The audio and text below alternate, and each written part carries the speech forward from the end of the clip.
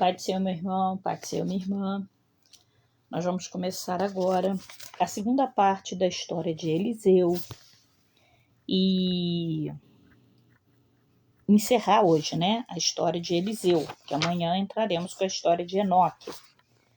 Vamos orar. Pai amado, Pai querido, mais uma vez te agradecemos por estarmos aqui ministrando para a honra e glória do teu nome, mais um estudo, Senhor. Te agradecemos porque cada estudo que podemos ministrar, que podemos trazer, mesmo que no momento ao vivo não tenha ninguém, eu sei que a semente está sendo lançada e que alcançará quem o Senhor quer que seja alcançada. Então, meu Pai, muito obrigada, porque eu tenho voz e uso para a glória do teu nome. Eu sei ler e uso para a edificação espiritual da minha vida e ajudar a edificar outras vidas que de repente não podem ler ou não têm acesso, não têm em suas mãos o material que o Senhor tem me proporcionado ter.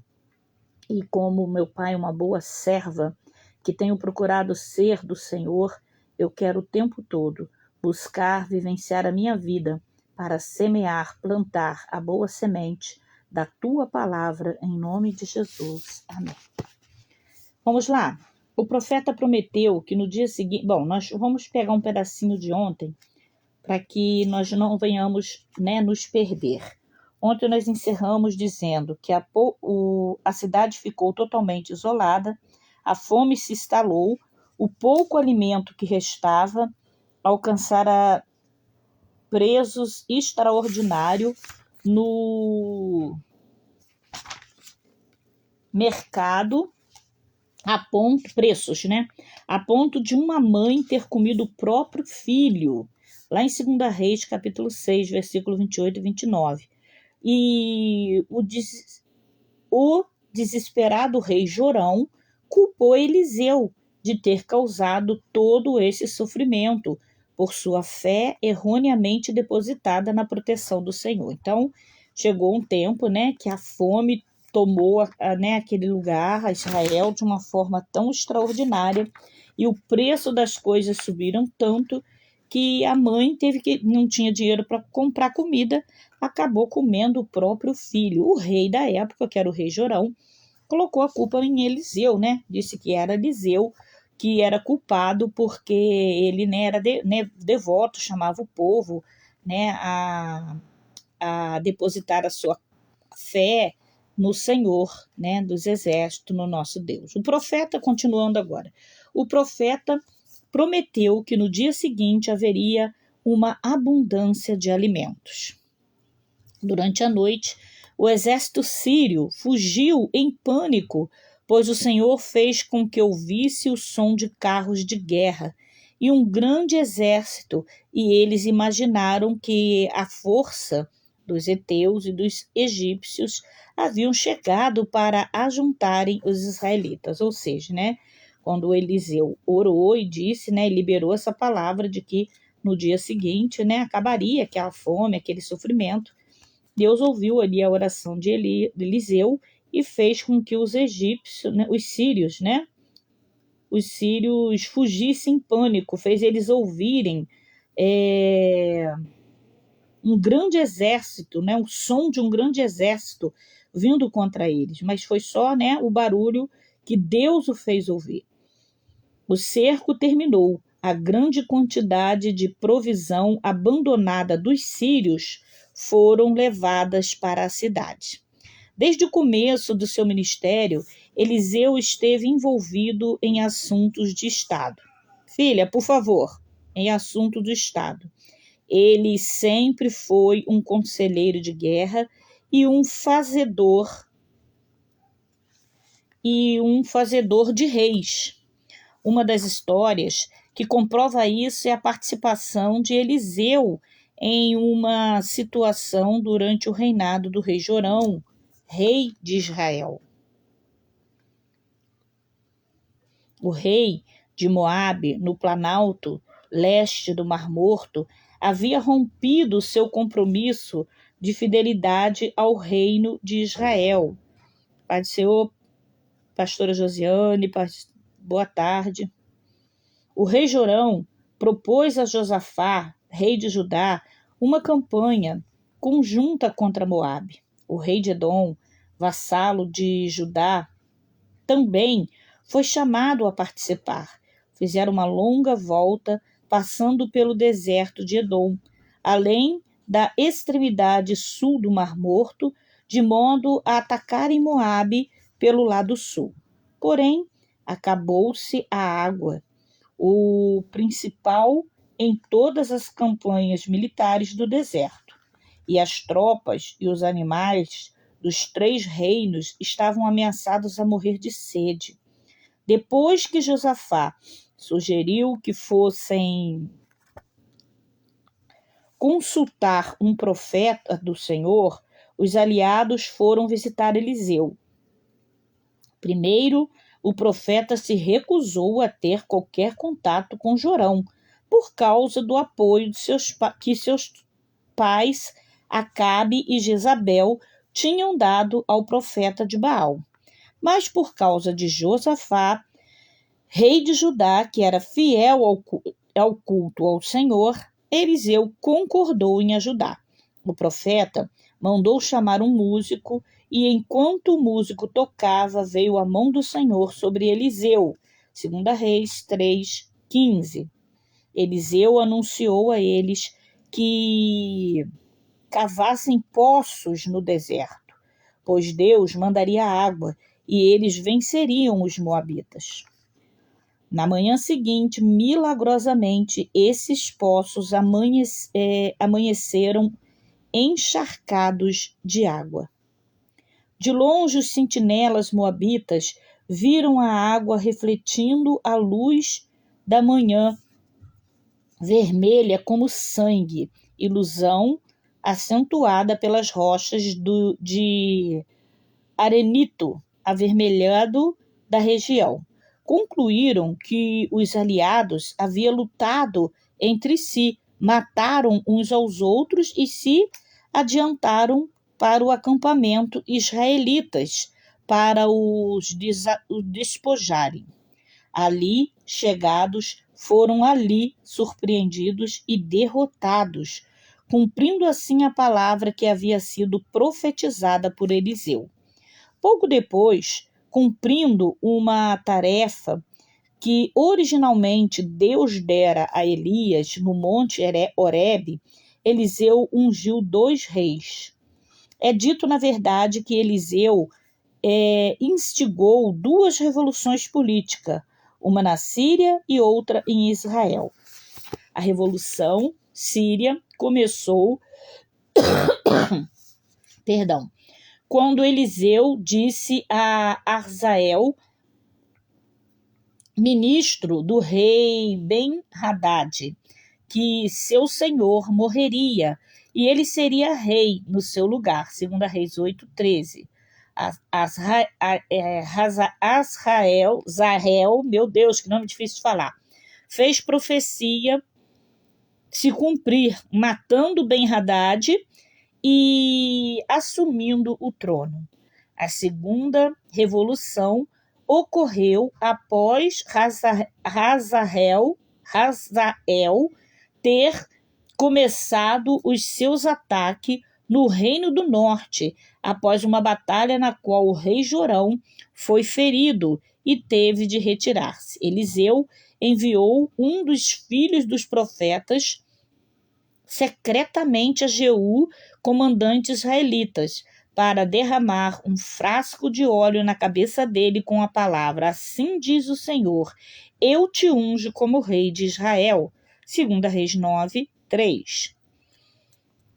Quando este ato de representante de Eliseu tornou-se conhecido, os outros generais aclamaram unanimemente Jeú como rei. Logo em seguida, Jorão foi assassinado, sua mãe Jezabel foi atirada de uma janela e seu corpo comido pelos cães. E 70 outros filhos e netos de Acabe foram mortos. 2 Reis 2, de 30 a 37, 10, de 1 a 14. Com isso, cumpriu-se o juízo profetizado por Elias contra Jezabel. 1 Reis 21, 23. Aqui nós vamos ver que nem toda profecia que nós profetizamos, que Deus nos usa para profetizar, os nossos olhos verão. Porque Elias já tinha sido tomado quando a profecia contra Jezabel se cumpriu, né? Os olhos de Elias não viram, mas a profecia se cumpriu. No entanto, Eliseu não foi feliz na escolha do seu substituto. Seu moço chamava-se Geazi. Era um bom assistente, mas com alguns defeitos de caráter, que são inadmissíveis no ministério. Geazi apareceu pelo menos umas 3 vezes no episódio da história de Eliseu. O primeiro ocorre quando eles estão hospedados no quarto que a sunamita havia construído para Eliseu, e ele descobre o que faltava para aquela mulher, um filho. Eliseu profetizou que a mulher teria um filho. Quando o menino já estava grande, veio a falecer, e sunamita procurou o profeta para ressuscitar o filho. Geazi, porém, tentou impedir a mulher de ir ao profeta. Mas Eliseu demonstrou carinho e gratidão por ela, enviando Geazi à sua casa com instrução de colocar o bordão sobre o rosto do menino. Porém, a criança não voltou à vida, pois o bordão era de Eliseu, mas a mão era de Geazi. Olha que forte, hein? E Deus não opera por mão de quem há engano. Muito forte isso, hein? Quando Eliseu foi até a criança, Deus operou o milagre e ressuscitou o menino. Segundo, encontra-se em 2 Reis 8, de 1 a 6. Eliseu dissera à mulher sunamita que deixasse o país, pois havia 7 anos de fome na região. Ela foi com a família para a terra dos filisteus. Quando voltou, a rica mulher procurou o rei Jeorão para recuperar suas propriedades. Na chegada, descobriu que Geazi contava ao rei sobre as proezas de Eliseu e ouviu justamente o episódio da ressurreição do filho dela. Isso comoveu o rei ao ver o menino vivo, e este deu a sunamita de volta todas as suas propriedades. Aqui está um princípio espiritual. Se nas suas propriedades houver um espaço dedicado a Deus, quarto do profeta, mesmo quando a crise vier, Deus guardará e prosperará tudo que é seu. O terceiro ocorre na cura de Naamã, o comandante do exército sírio. Este general ofereceu uma recompensa a Eliseu por sua cura. O profeta recusou. Entretanto, depois que Naamã partiu, Geazi foi atrás dele, com a intenção de tirar algum proveito da situação, pois era ganancioso. Geazi mentiu para Naamã, dizendo que Eliseu precisava de algum dinheiro para ajudar os profetas. Mais tarde, mentiu novamente para Eliseu, quando este lhe perguntou onde tinha ido. Dificilmente o que começa errado termina certo. O castigo de Geazi foi que a lepra de Naamã passou para ele, como recompensa dos seus erros. Um detalhe interessante sobre Geazi é que ele só aparece em histórias de pessoas ricas, de mulher rica, general do exército sírio. Em nenhum momento ele aparece se compadecendo de alguém necessitado. Ainda em nossos dias, existem essas 2 classes de pessoa no ministério. Eliseu é o tipo de pessoa que desenvolve seu ministério para abençoar pessoas, independente de quem elas sejam ou do que tenham. Gease é o tipo de pessoa que apenas se envolve seu pseudo-ministério em um cenário que haja pessoas que tenha alguma coisa para oferecer. Um cristão do quilate de Gease nunca viverá o que de fato é o evangelho, pois suas motivações são erradas e seu coração é enganoso. Quando Eliseu estava no final da sua vida, ocupava o trono de Israel Joás, neto de Jeú. O rei veio visitá-lo e chorou por ele. Eliseu lhe disse para abrir a janela oriental e atirar uma flecha na direção do seu antigo inimigo, a Síria. Eliseu profetizou que os sírios seriam derrotados e repelidos em Afec e o leste do mar da Galileia. A seguir, pediu que o rei golpeasse o chão com suas flechas, e Joás fez por 3 vezes. Eliseu reclamou que ele deveria ter feito isso 5 ou 6 vezes para assegurar uma vitória total. Devido a isso, ele derrotaria os sírios apenas 3 vezes. 2 Reis 13, 14 a 19. Eliseu morreu com a idade avançada, com pelo menos 80 anos. Porém, mesmo depois de morto, seu ministério ainda continuava vivo. O último milagre relatado de Eliseu talvez seja o mais assombroso de todos, pois aconteceu depois que estava morto. Um cortejo funeral que passava perto da sua sepultura foi atacado por saqueadores moabitas. Em pânico, os homens que iam sepultar o morto jogaram o corpo que carregavam num túmulo próximo, que por acaso era o túmulo de Eliseu. E, ao tocar os ossos de Eliseu, foi como se a vida brotasse a partir dos